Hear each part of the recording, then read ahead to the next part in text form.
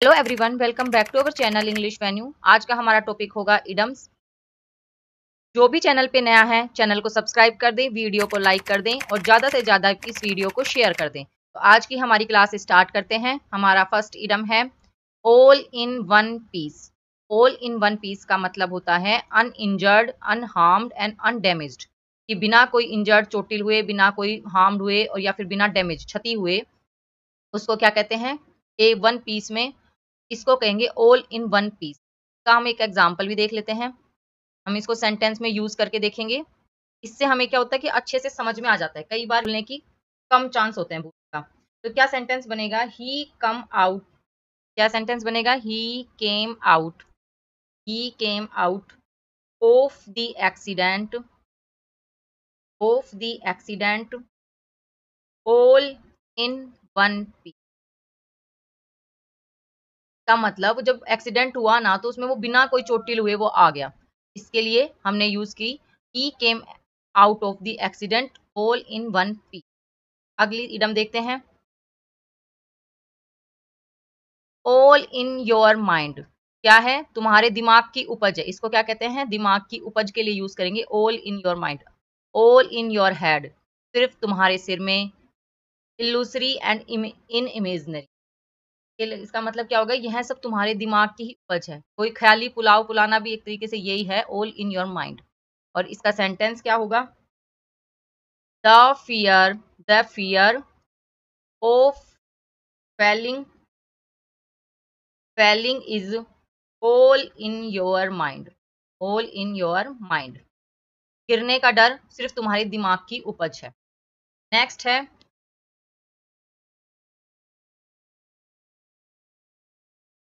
Next है at someone's back beck and call. At someone's beck and call, इसका मतलब क्या होता है कि आवाज लगाई और बंदा हाजिर। तुम तो एक आवाज दो, बंदा हाजिर हो जाएगा। तो at someone's beck and call, always available and ready. छोटे बच्चे जो होते हैं, मैक्सिमम 6 ईयर्स से लेके लगभग लगभग 12 या 13 ईयर्स तक के क्या बच्चे होते हैं, हमेशा उन पे ये डम शूट करती है। और दिखाने के लिए, शो करने के लिए, आपको पता है किशोरावस्था, एडल्टहुड, 18 ईयर्स से ऊपर के, 18 ईयर्स प्लस जो होते हैं वो दिखावे के लिए कि सब हमें एकदम अच्छा माने, हम समाज सेवा भी में ज्यादा कंट्रीब्यूट करते हैं। तो 18 प्लस के भी जो बच्चे होते हैं और 6 से 12 के बच्चे होते हैं, ये तो क्या होते हैं? हमेशा at someone's beck and call, हमेशा रेडी होते हैं। का सेंटेंस क्या होगा? As a personal, as a personal assistant, assistant she is at her, she is at her boss's beck and call। क्या है कि एक पर्सनल असिस्टेंट के तौर पर वो हमेशा अपने बॉस के ऑर्डर के लिए रेडी रहती थी। अगला है, अगली इडम क्या है? ऑल सेट टू गो, मतलब शुरू कर देना। जब भी कोई स्टार्ट करनी है, तैयार हो जाएं तो क्या कहेंगे? All set to, prepared and ready to begin.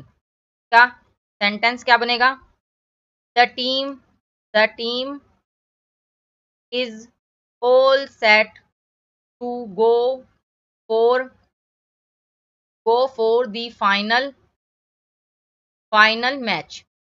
The final match, team क्या थी? रेडी थी अपना आखिरी मैच खेलने के लिए।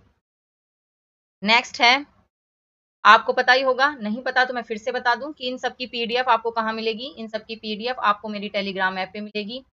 पीडीएफ कहाँ मिलेगी? टेलीग्राम ऐप पे मिलेगी। और चैनल का नाम क्या है? English venue, English venue. आप जाके और टेलीग्राम ज्वाइन कर लें ऐप, और की पीडीएफ आप ले लें। अगला क्या है? एट 6 and 7, मतलब अव्यवस्थित तरीके से, इन disorder.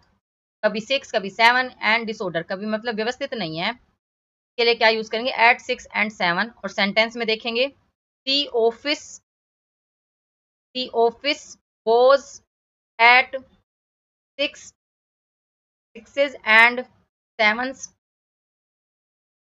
After the announcement, the announcement of the main merger. मतलब कार्यालय जो ऑफिस का विलय मतलब कंबाइन होने का पता चला, जैसी घोषणा हुई कि मर्ज होने वाला है, तो क्या हो गया, ऑफिस हो गया अव्यवस्थित, सिक्सेस एंड सेवंस हो गया। नेक्स्ट है, नेक्स्ट इडम क्या है, all the time in the world, कि उसके पास क्या है, दुनिया भर का समय।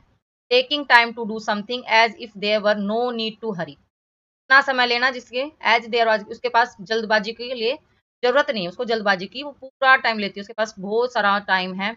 और इसका सेंटेंस क्या होगा, इसका सेंटेंस होगा he acted like he had all the time in the world, in the world even though the deadline was approaching। Approaching का मतलब आपने लास्ट में, मैंने आज कल सुबह की वोकेबलरी में भी कराया था कि अप्रोचिंग का मतलब क्या होता है, अप्रोच का मतलब होता है पास आना। क्या है, डेडलाइन, यद्यपि डेडलाइन पास में आ गई पर वो ऐसे एक्ट कर रहा है कि उसके पास कोई, तो उसके पास दुनिया भर का समय है, उसको जल्दबाजी की जरूरत नहीं है, दुनिया भर का समय है, वो ऐसा एक्ट कर रहा है यद्यपि डेडलाइन आ गई है, हमारे सबमिशन की डेडलाइन आ चुकी है। नेक्स्ट है all most up. All most up का क्या मतलब होता है, पूरी तरह से बिगड़ गया, फिर मतलब ruined with no hope of recovery, having lost everything, सब कुछ खो देना, और रिकवरी के लिए अब कोई होप, उम्मीद ही नहीं बची, तो उसके लिए एक इडम होगी ऑल वोस्ट अप। का सेंटेंस बनेगा after the scandal, after the scandal, after the scandal career his career his career was almost up, almost up, कि क्या है, उस पे स्कैंडल हो गया और उसके बाद उसका क्या हो गया, उसका कैरियर समाप्त हो गया, पूरी तरीके से डिस्ट्रॉय हो गया। नेक्स्ट है स्कैंडल, आपको पता है स्कैंडल का मतलब होता है घोटाला, घोटाले के बाद his career was almost up. अगला है, अगला इडम है ऑल आउट एफर्ट, मतलब ट्राई योर मैक्सिमम बेस्ट, कि अपना पूरा जोर लगा देना, मतलब ऑल आउट एफर्ट, पूरा एफर्ट को बाहर लाना, पूरा एफर्ट लगा देना, के लिए यूज हुई all out effort. They made an all out effort to win the championship, the championship, championship जीतने के लिए इन्होंने क्या किया, अपना पूरा जोर लगा दिया। नेक्स्ट है अलाउ नेचर, नेचर को अलाउ करना, इसका मतलब क्या हुआ, let the nature flow of nature continue, क्या है, प्रकृति वाह को जारी रखना, मतलब नेचर को अलाउ करना, नेचर के अकॉर्डिंग चलना, कि जैसे हमें प्रकृति करवा रही है, प्रकृति जिस हिसाब से कर रही है, तो उसी को क्या कहते हैं, अलाउ नेचर, नेचर को अलाउ करना। ये इसका सेंटेंस क्या बनेगा, sometimes sometimes it's best to allow nature to take its course, क्या है, समटाइम हमें नेचर को अलाउ कर देना चाहिए, खुद बनाने के लिए, अपना रास्ता खुद बनाए नेचर के अकॉर्डिंग। कई की बार जब हम कंफ्यूज हो जाते हैं तो हम क्या करते हैं, हम नेचर पे छोड़ देते हैं कि अब जो प्रकृति चाहेगी वो ही हमारे साथ होगा, वो ही हमारा कुछ बनाएगी, कुछ कैरियर बनाएगी या कुछ भी वो डिसाइड करेगी, वो नेचर के अकॉर्डिंग होगा। नेक्स्ट है, नेक्स्ट क्या है, ऑलमोस्ट देयर।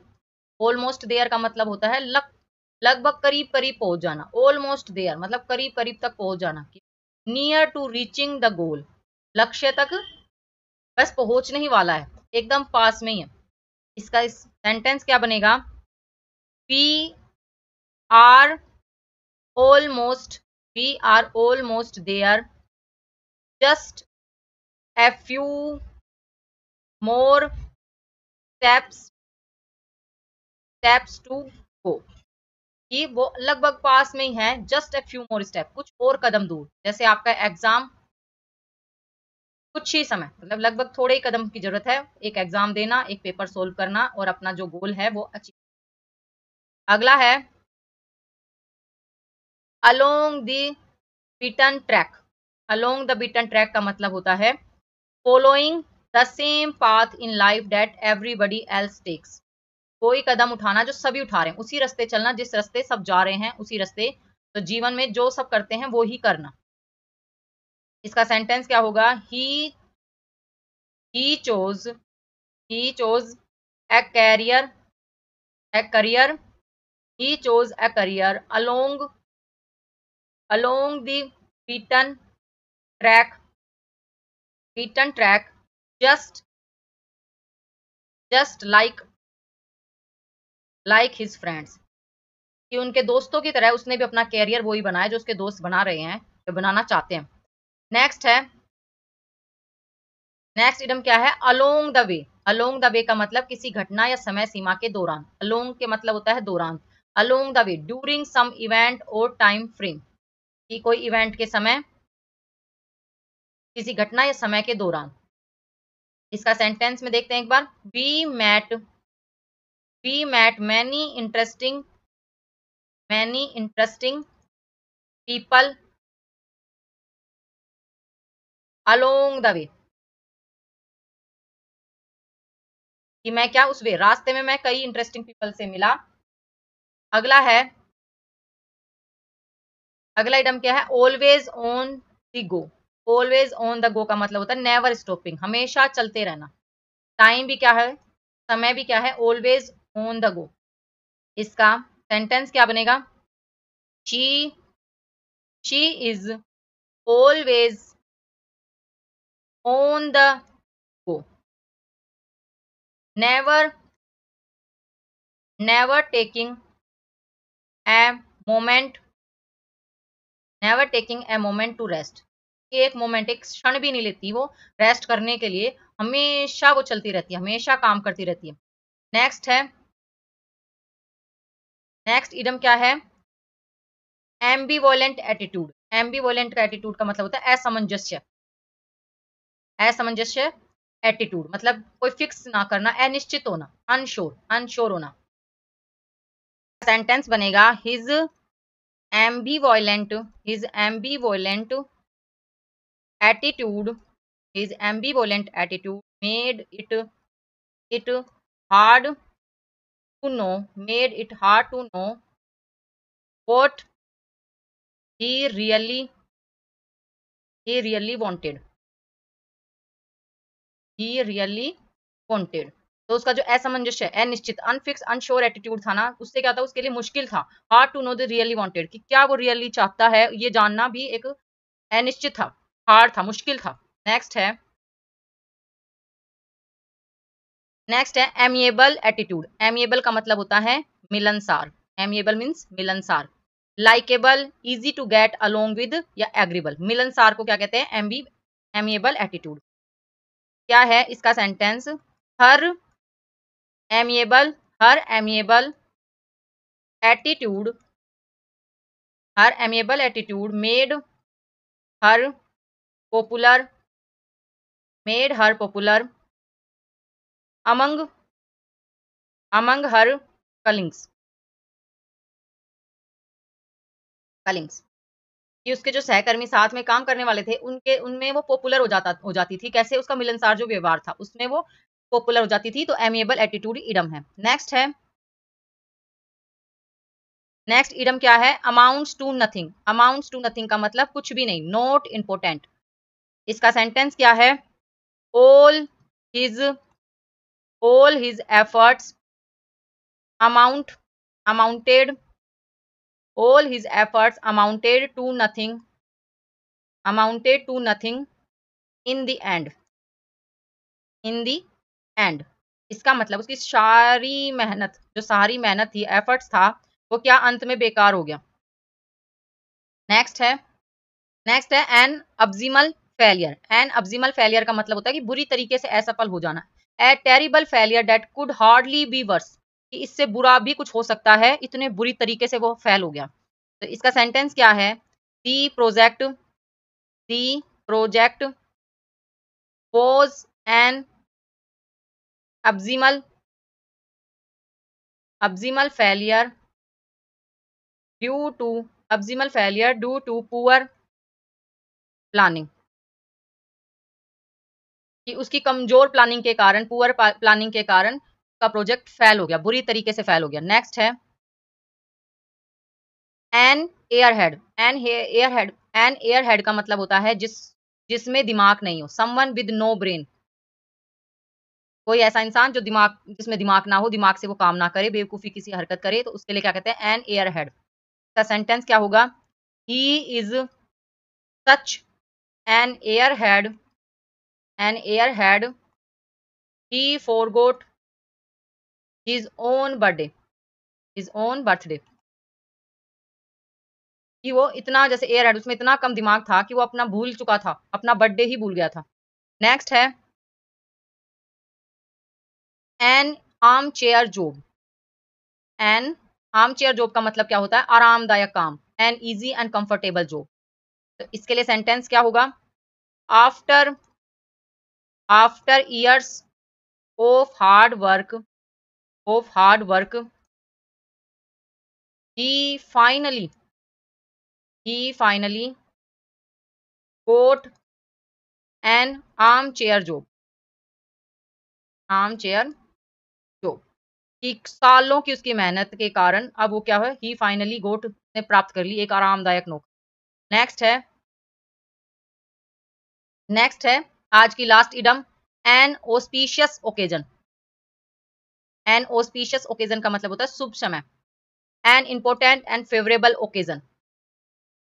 इसका सेंटेंस क्या होगा, दी wedding was held on an auspicious occasion, auspicious occasion, कि वो जो इस शादी कैसे संपन्न हुई, एक शुभ समय में, शुभ समय में, शुभ अवसर पर उसकी शादी संपन्न हो गई थी। तो आज के लिए इतनी ही इडम्स। आई होप आपको आज का ये वीडियो अच्छा लगा होगा। If you like this video, please like, share and subscribe my channel English venue.